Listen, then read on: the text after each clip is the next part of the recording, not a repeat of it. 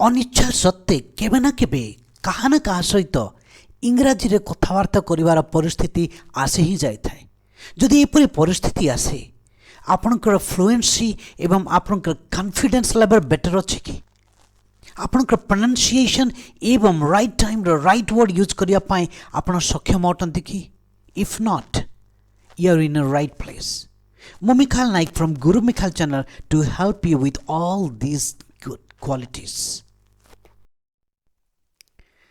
आजिकार video रे आमने present simple बा प्रेजेंट इंडेफिनाइट टेंस रो नेगेटिव सेंटेंसेस किपरि तैयारी करा जाए ताहा मानकर मेन टार्गेट अटे। आजिकार नेगेटिव सेंटेंस को गठन कला बेले सब्जेक्ट टार्गेट्स आमनकर आई वी यू दे किंबा सब्जेक्ट प्लूरल बा नाउन प्लूरल को नहीं कि आमनकर टार्गेट रहिबो। Sentence is all about structure. वाक्य मुखस्थ करिबा छाड़ंतु, वाक्य गठन करने शिखंतु। वाक्य गठन करने जदि जानती ताहले आवश्यकता अनुसार वाक्यटी को आपण गठन करिनेबे। जदि वाक्य मुखस्थ करिवार अभ्यस्त आवश्यकता अनुसार मुखस्थ जदि वाक्य करिनाहांती ताहले आपण इंग्राजी कथबार्ता हो पारिबे नाही। तेणु वाक्य गठन शिखिबा अति आवश्यक अटे। आमनकर नेगेटिव सेंटेंस स्ट्रक्चर एक नुआ जिनस आम ऐड करने को जाऊे ताहला एडजेक्टिव्स। प्रेजेंट सिंपल रो ए नेगेटिव सेंटेंस रे आमनकर एडजेक्टिव को जते व्यवहार करूछे ता आमनकर स्ट्रक्चर थाए सब्जेक्ट, तापर आसे डोंट, तापर आसे वर्ब वन, तापर आसे एडजेक्टिव आउ शेषरे आसे ऑब्जेक्ट। ऑब्जेक्ट जदि नाउन किंबा प्रोनाउन जदि न थाए ताहले एडजेक्टिव को व्यवहार विशेष तो करा जाए नहीं। कारण एडजेक्टिव रो काम हैला नाउन किंबा प्रोनाउन को सीए आउ एक नुआ मीनिंग दिए बा मॉडिफाई करे। तेणु करी एडजेक्टिव को आमे व्यवहार करि थाओ।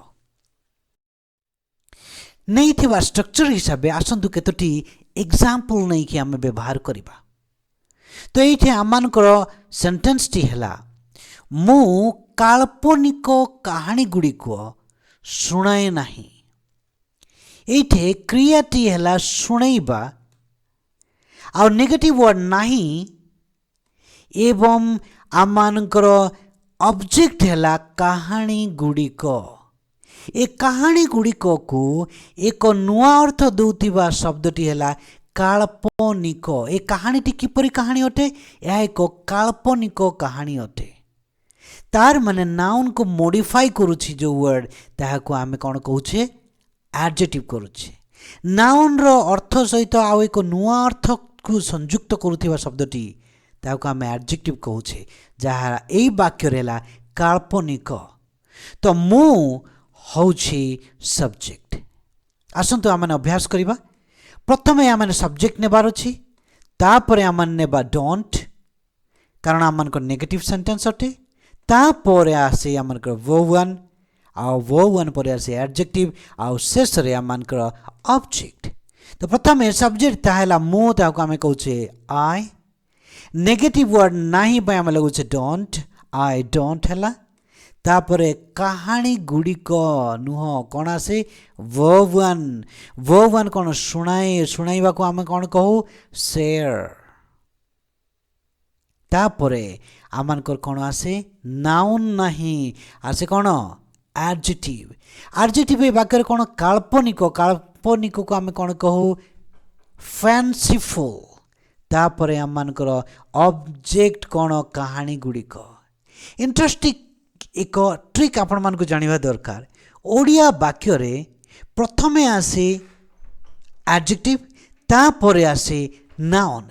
तेणु करी चिंता न करिकी आपण एडजेक्टिव तापर नाउन दुईटी शब्द को इंग्राजी बनै सीधा सड़क जेपरि से क्रमागत भाव अच्छी से अवस्था ताकू लगे देखंतु काल्पनिक है एडजेक्टिव जार है फैंसीफुल एवं नाउन है कहानी गुड़िक से स्टोरीज स्टोरी जदि होता कहानी ताले आम वाई लगे था किंतु यह बहुवचन अटे गुड़िक तेणुक आम स्टोरी न लिखिक आम कौन लगेले स्टोरीज नाउन को किपरि प्लुराल करा जाए ताहा आपण माने जदि जानि नाहंती अपेक्षा करंतु आउ केतोटी वीडियो पर आम माने नाउन को किपरि प्लुराल करा जाए जेपरि आम सब्जेक्ट अनुसार थर्ड पर्सन सिंगुलर सब्जेक्ट मानक सहित क्रियार किपरि एस ईएस इम्बा आईएस लगे कि सब्जेक्ट वर्ब अग्रीमेंट को आम लगे था सेहीपरि नाउन को प्लुराल किपरि करा जाए ताहा माने अल्प किछि दिन पर से वीडियो को लेकिन आसवा मु काल्पनिक कहानी गुड़िक शुणाए ना I don't share fanciful stories I है सब्जेक्ट डोंट है नेगेटिव वर्ड शेयर है वर्ब आउ फैंसीफुल स्टोरीज फैंसीफुल है एडजेक्टिव आउ कहानी गुड़िक है ऑब्जेक्ट सो फैंसीफुल स्टोरीज माने काल्पनिक कहानी गुड़िक आशा करुच्ची आपको बुझा पड़ुची आसतु आउ एक उदाहरण नहीं कि आम या अभ्यास आमे अर्थहीन चिठी लेखु ना अर्थहीन चिठी चिठीटी है नाउन ता पूर्व रही जो वर्ड सेटा है एडजेक्टिव कारण नाउन रो पूर्व कौन थाए एडजेक्टिव थाए तेणुक अर्थहीन ताको आमे कहू मीनिंगलेस आउ चिठी पाई आमे कहू लेटर्स बा लेटर राइट सो अर्थहीन चिठी मीनिंगलेस लेटर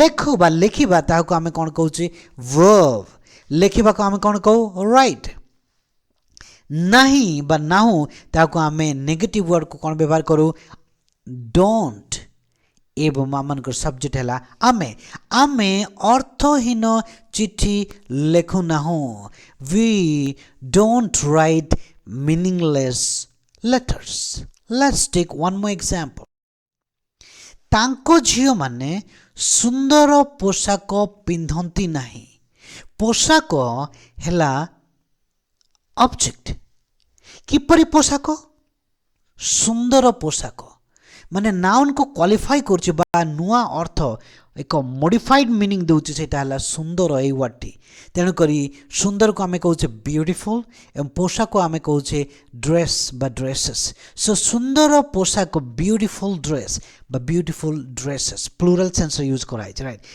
पिंदिबा को आमे कोन कहउछे वियर आउ नाही पाए डोंट तांको झियो माने सेटा कोन कहबे आपण तांको पाए हिज आउ झियो माने सेटा को आमे गर्ल्स बोली कि डॉटर्स मधे लगे पारिबे किंतु झियो माने को गर्ल्स मधे आमे कहि पारो तांको झियो माने हिज गर्ल्स नेगेटिव वर्ड हला डोंट तापर वर्ब नेबार अछि हम मानकर सेटा पिंदिबा ता कहउछि आमे वियर एवं सुंदर पोशाक beautiful dresses his girls don't wear or put on right prepositional phrase it ab goes put on or wear beautiful dresses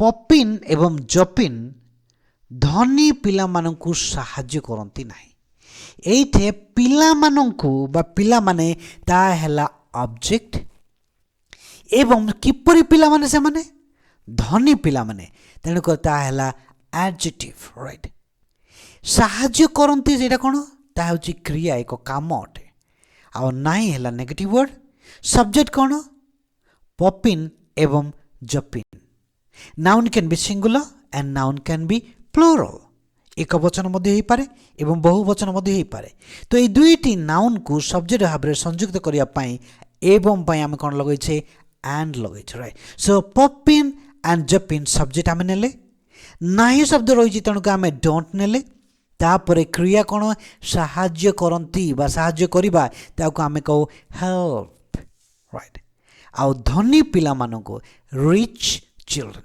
धनी हैला रिच एवं पिला मानको बा पिला मानको कोन आमे कहू चिल्ड्रन पिला जदि हेई थांदा ताहले आमे चाइल्ड लगै थांते बहुवचन अछि तण करी children so Popin and Jopin don't help rich children.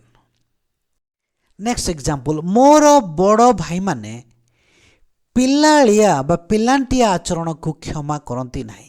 ଏଇଠି ଆଚରଣ ତାହା ହେଲା ଅବଜେକ୍ଟ, ରାଇଟ୍।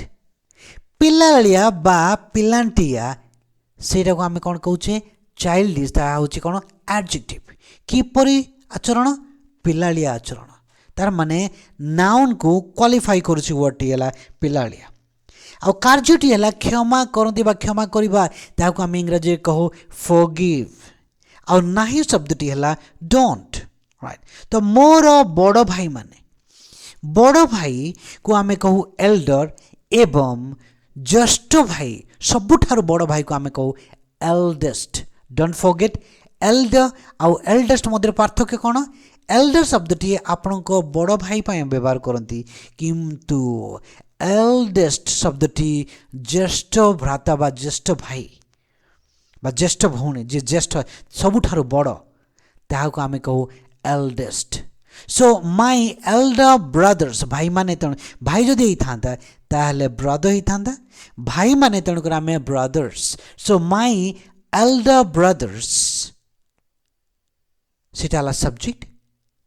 ଡୋଣ୍ଟ ହେଲା ନେଗେଟିଭ ୱାର୍ଡ ଏବଂ ଭର୍ବ ହେଲା କ୍ଷମା କରିବା, ତାକୁ ଫରଗିଭ୍। ପିଲାଳିଆ ଆଚରଣ, ଚାଇଲ୍ଡିସ୍ ବିହେଭିୟର। ନେକ୍ସଟ ଏକ୍ସାମ୍ପଲ, ମୋର ସହକର୍ମୀମାନେ ବନ୍ଧୁତ୍ୱପୂର୍ଣ୍ଣ ପ୍ରକୃତି ପସନ୍ଦ କରନ୍ତି ନାହିଁ। ଏଇଠି ପସନ୍ଦ କରିବା ଶବ୍ଦଟି ହେଲା ପସନ୍ଦ କରିବା ଏକ କାମ ଅଟେ, ତେଣୁ ତାକୁ ଆମେ ଭର୍ବ କହୁଛେ। ଆଉ ନାହିଁ ଶବ୍ଦ ପାଇଁ ଡୋଣ୍ଟ, ପ୍ରକୃତି ହେଲା ଅବଜେକ୍ଟ, ରାଇଟ୍। ନେଚର, କିପରି ନେଚର? ବନ୍ଧୁତ୍ୱପୂର୍ଣ୍ଣ, ସେଇଟାକୁ ଆମେ ଇଂରାଜୀ କହୁଛୁ ଫ୍ରେଣ୍ଡଲି। ସୋ ବନ୍ଧୁତ୍ୱପୂର୍ଣ୍ଣ ପ୍ରକୃତି, ଫ୍ରେଣ୍ଡଲି ନେଚର। ମୋର ସହକର୍ମୀମାନେ, ଏଇଟା ହେଲା ମୋର ପାଇଁ ହେଉଛି ମାଇ, ଆଉ ସହକର୍ମୀମାନଙ୍କୁ କ'ଣ କହୁ? ଆମେ କୋ ୱାର୍କର୍ସ ବି କହିଥାଉ, କିନ୍ତୁ ସବୁଠାରୁ ବଢ଼ିଆ ଶବ୍ଦଟି ହେଲା colleagues, right. So my colleagues don't like friendly nature.